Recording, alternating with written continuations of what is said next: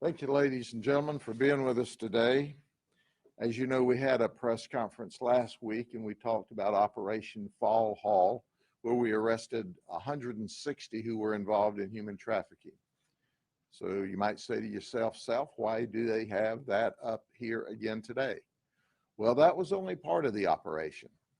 The other part of the operation was Cyber Guardian 2 that went on at the very same time. But we didn't want to overshadow these very evil people with the volume of people we arrested last week. So the reality of it is we arrested 173 people in our fall operation, not just 160. But that wouldn't have been possible except through the help of our police agencies that worked with us. In this particular part of the operation, we were joined by the Auburndale Police Department. We have Chief Andy Ray here today, and he will speak. We also were joined by the Bartow Police Department. Chief Brian Dorman's with us. The Davenport Police Department worked with us, Chief Bill Schrader. The Hernando Sheriff's Office, we have Detective Jack Evans with us. He did a remarkable job, and we appreciate him and Hernando for working with us. We also have our friend Mark Brooknell with us. He is the special agent in charge for FDLE. And quite frankly, when we work these operations and these folks are outside of the county and don't travel, we have to get to them very quickly in order to effect an arrest and get their devices so that they can't destroy it, hide it. And FDLE certainly launches people all over the state of Florida in a matter of minutes whenever we need help. Plus, they were with us in lockstep in the operation. FDLE is our partner really every day at the sheriff's offices. We do undercover operations and long-term investigations. We were also assisted by detectives from the Orange County Sheriff's Office and the Tampa Police Department.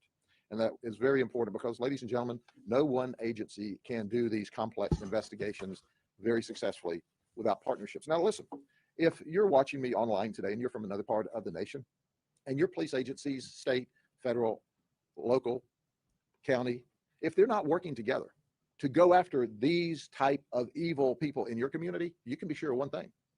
They are attracting a certain percentage of the children to sexually abuse.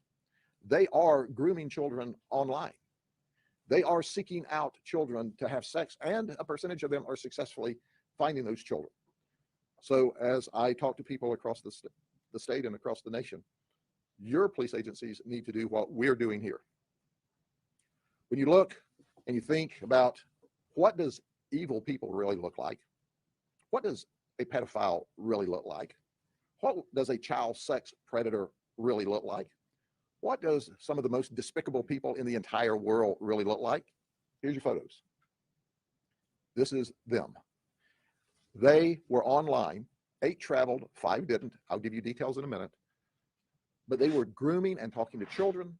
You'll hear in a minute how they were sending not only pornography, but nude photographs of themselves to what they believe to be 12, 13, 14, 15-year-old children.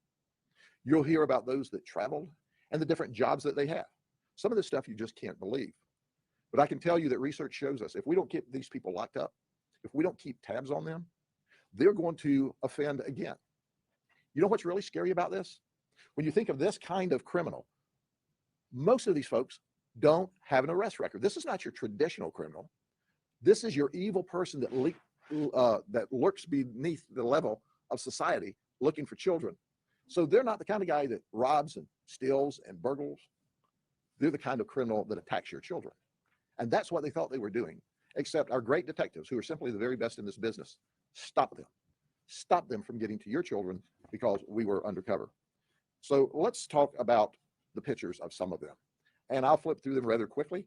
But there's Luis Velasquez. He's 30. He thought he was talking to a 15-year-old girl. He didn't travel, but his language was graphic. He sent nude photos, and he confessed. Oh, by the way, Chris Hansen, you remember the old series To Catch a Predator? He's doing a new series. So he was with us embedded as well. Now, some of these people lawyered up to us, but every one of them talked to Chris Hansen. We appreciate that. Then there's Michael Hojewski. He's 28. He didn't travel. He just talked nasty to a 14-year-old girl, he thought. He was trying to groom her. He was very graphic. He confessed. Oh, when he's not doing that, he's an independent dock builder. Well, newsflash, Michael, I don't need any docks built in the jail. So you can just be unemployed. Nicholas Jenkins, 27, from Winter Garden. That's right. He traveled. He came from Winter Garden thinking he was approaching a 15-year-old girl. He talked dirty. He confessed to us. But at the end of the day, I want you to understand, you're going to hear about people that traveled great distances to get to what they thought was your little girl. Then there's Neri Banda. He didn't travel, but he talked to a 14-year-old male. He was very graphic. He sent porn pictures. He worked at the Amazon warehouse as an inventory selector, and he confessed. So if your Amazon orders don't get there quite as quick, we got one of the selectors locked up. Then there's Matthew Silva from Melbourne. That's right, he came from the other coast. I'm sorry, he didn't travel. He was talking about coming from the other coast. He talked to two different undercover people, thought they were 14-year-old girls. He sent nude photos. He confessed. Oh, he's a bag boy for Publix, or he was. I bet Publix doesn't keep him around anymore. But think about it. The dude that's carrying your groceries to the car is the same one that would like to groom your daughter online or your son. Then there's Andrew Lewis. He came from Orlando. He traveled. He works at Lockheed Martin as an AV tech. And he came all the way here thinking he was going to be with a 14-year-old male.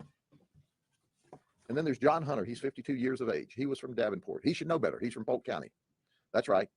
He traveled to the undercover location, and he announced to us that he is a mechanic for Budget Auto Parts, and that, I work on your cars. That's a scary thought to us. We're going to modify that somehow. He sent nude photos to this, what he thought was a child, and he was totally excited. And his communication showed that a 14-year-old girl had interest in a 52-year-old man. Newsflash, it wasn't a 14-year-old girl. It was a detective pretending to be 14, and John Hunter won't be working on any cars for a while. Then there was Joshua Cummings. He was from Davenport. These people must have just recently moved to Polk County, or either they normally live under a rock. So he traveled to the undercover location to meet a girl that was 14. He wanted to spank her. He was a subcontractor, by the way, for Whitting, Turner and Company. They build roller coasters, and he was currently building a roller coaster at Disney, but he was not a Disney employee. He's just a deviant. But think about this. These folks are traveling to homes, to parks, to shopping centers, and taking the risk of interacting with someone they don't even know on the outside chance that they've groomed the right person. And then there's Juan Guzman from Hollywood, Florida. He was one of our faithful travelers from the south end of the state. He thought he was going to meet a girl that was 14. He works in maintenance at Memorial West Hospital in Pembroke Pines. He's married. Did you hear me? He's married. So you say to yourself, Self, how did he hide that from his wife? Well, he had a secondary job that he was a painting contractor.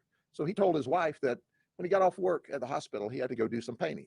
Well, we don't need any painting in the county jail, but we did paint him a nice picture in our booking center online because he spoke very graphically, sent a nude photo of himself. Oh, by the way, we also have an ICE hold on him for the federal government. But the one who gets the prize for traveling the farthest is Matthew Bonjean. He's from Hemet, California. He's 46 years of age. Matthew traveled to our undercover operation thinking he was going to be with a 12-year-old girl. He works for Zaim Imaging. He's a field service tech, and he works on radiology equipment. And he was in Orlando for training. And he made the statement to us, it's got to be true. You can't make this stuff up. I thought this moved kind of fast, that we were able to wrap this deal up pretty quick. Man, it was just like a Chris Hansen deal. Surprise. It was a Chris Hansen kind of deal. And then when he saw Chris Hansen, he was a fanboy. He thought, oh my gosh, Chris Hansen. It's nice that he confessed. We appreciate him talking to Chris. Now, the way that deal works, when we embed the media, and you're all invited to come on these operations, as soon as our law enforcement investigation is over and our interviews are over and they're waiting for a ride, a free one-way ride to the county jail, you're free to talk to them if they want to talk to you. And this dude just talked Chris Hansen's ears off. Well, Matthew, I know you were starstruck. You're also jail-struck. Then there's John DeSeri. He's 39 from Venice, Florida. He traveled a long way because he thought he was going to be with a 14-year-old girl. Now get this, okay? I want to put you in the moment. You decide that you need a security system for your home or for your business, and you call Hotwire Security Alarm Company. They very well may send John to you. Yeah, that's right. That's right. That's what he does. He works for a Hotwire Security Alarm Company. Oh, he was also in possession of cocaine and heroin. He sent nude photographs of an adult male that he said was himself. He confessed to us, but he had some bravado. He said, I knew it was a sting. Well, you're a real dummy if you knew it was a sting and you showed up anyway. So the next time you have an alarm company that's working on your alarm or installing your alarm, know who they're sending to your house. How about them eyes? You like those eyes? Can you imagine the guy knocking on your front door and looking like that and going, I'm here to work on your alarm? He needs a stick in the eye, but he doesn't need to be working on your alarm system. This is crazy. But that's who these people are. They're not twins. They could be, but they're not. Same guy. Then there's Juan Diaz. Juan's 35.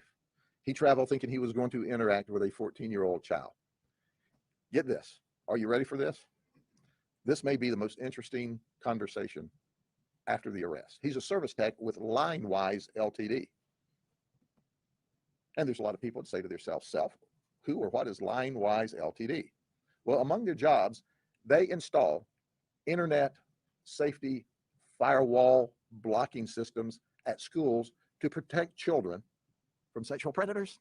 That's what he does. So he's talking to his mom on the jail phone calls, okay?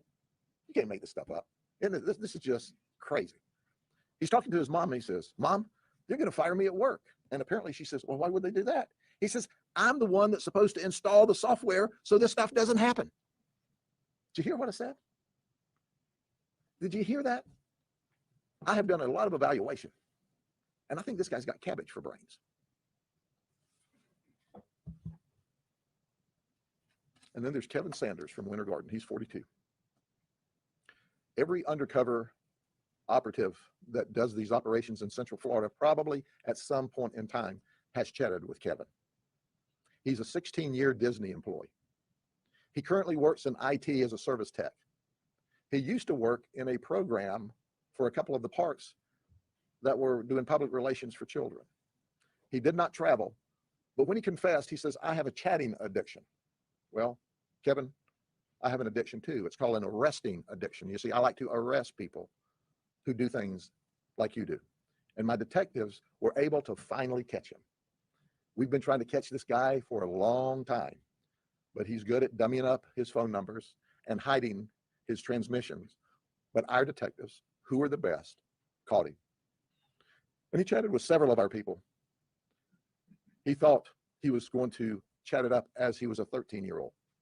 Well, not only is Kevin a 16-year employee of Disney, not only does he have a chatting addiction, but he's married with 2 small children. I feel sorry for his wife and his 2 small children. But his wife needs to know she's married to a guy who's got a huge problem. Now he's got more than one huge problem. Now he's got a huge problem because there's serious criminal charges against him. But these are the people who are online trying to groom your children. And they go to areas where you would find children. They go to gaming sites. They go to social apps that attract young children. And they hang out, kind of like back in the day we used to think about the evil people that hung out in public parks. They go there because that's where the children are. And they want to be around them. And they want to sexually abuse them. That's why we say clearly and unequivocally, parents, you're the first line of defense. Because online, these evil people can have a lot of charisma, a lot of personality, a lot of energy. They know how to talk kid, and that makes them even more dangerous than their photos appear.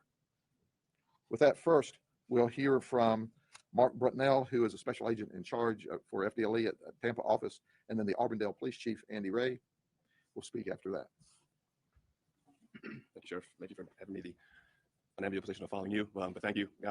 First and foremost, I want to say thank you to the investigators and the analysts who work tirelessly behind the scenes, but also behind the computer screens to make this possible. These cases are very technical in nature. They require lots of training, a lot of dedication, a lot of patience. As the sheriff alluded to, the last individual, he was doing that a long time. It took a lot of patience to catch him. In 2021, the National Center for Missing and Exploited Children received 29 million tips for child sexual exploitation. Think about that, 29 million tips. As a law enforcement officer and as a father, that's concerning. That's also unacceptable. We've got to do a better job of talking to our kids and turning these folks in. So again, to echo the sheriff's comments, I implore you parents tonight to have those difficult conversations with your kids about the internet. The internet's a very, very bad place. It's also a good place, but have those conversations because you don't know who your kids are talking to on these apps and different chat forums. They could be talking to their friends, but they could be talking to one of these 13, and nothing good comes out of that. So again, I appreciate the partnerships. Central Florida has great partnerships when it comes to ICAT cases and working these types of things.